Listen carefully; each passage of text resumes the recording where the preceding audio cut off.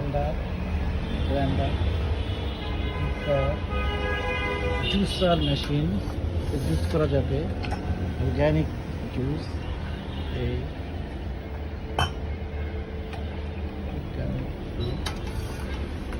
French fry করার জন্য French fry করা যায়, ফ্রেঞ্চ ফ্রাই করা যাবে।